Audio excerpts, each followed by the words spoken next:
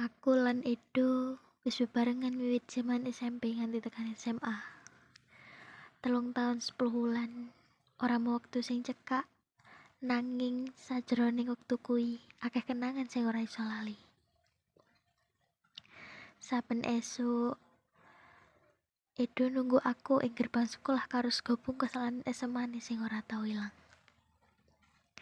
Iki lah, mangan dhisik ben ora luwe pas pelajaran, ngendikane. Nalika awan, dheweke ngancani aku sinau ing perpustakaan, utawa mung lungguh ing taman sekolah karo omongan cilik sing kadang tanpa arah. Nanging sing penting, aku karo dheweke kuwi wis cukup. Edo kuwi lanang sing sabar, penyayang, sugih lan noman. Nalika aku ulang tahun, dhek nggawe video sing isine foto-foto perjalanan hubungan saka SMP nganti SMA. Aku nangis wektu kuwi. Ora nyangka ana wong sing iso ngasihi aku nganti kaya ngono. Nanging nalika hubungan iki mlebu taun kaping 4, ibune Edo ngerti wetonku. Dheweke ngomong kanthi nada sing tegas. Wetone anak iki ora cocok karo anakku. Yen diteruske, omahe ora bakal tentrem. Edo nyoba nerangake. Nanging ibune tetep ora gelem nampa. Saka wektu iku, aku ngrasa ana sing beda. Edo dadi luwih meneng, luwih hati-hati, lan kadang malah ora bales pesanku nganti pirang-pirang jam.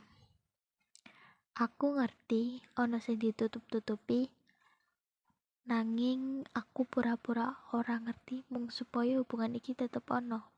Sore iku, aku ketemu Edo sing ing taman sekolah. Wajahe pucet, matane kosong, lah ujare lirih. Ibuku ora setuju karo hubungan iki.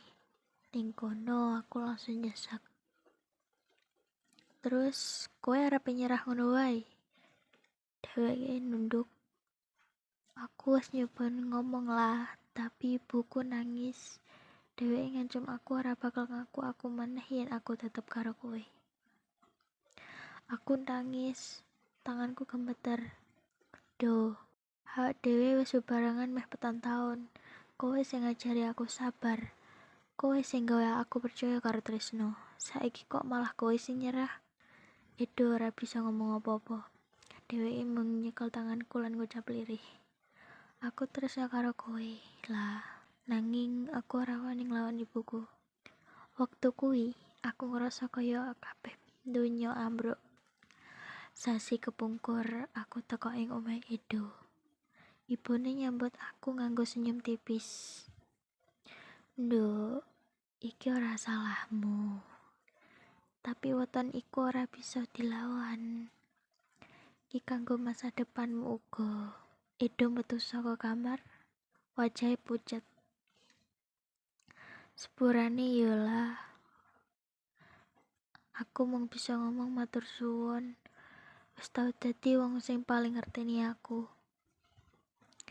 Udan rintik-rintik teko, lan aku lunga karo ati sing remuk. Saiki, saben delok kalender Jawa, aku kelingan weton sing nyebabke kabeh iki. Aku sinau, ora kabeh tresno kudu menang. Lan ora kabeh perjuangan kudu ana hasile. Nanging saben wengi, nalika sunyi teko, aku isih nyebut siji jeneng Edo. Lan ngarep-ngarep muga dheweke isih kelingan yen tresno iki ora ilang, mung ora direstui.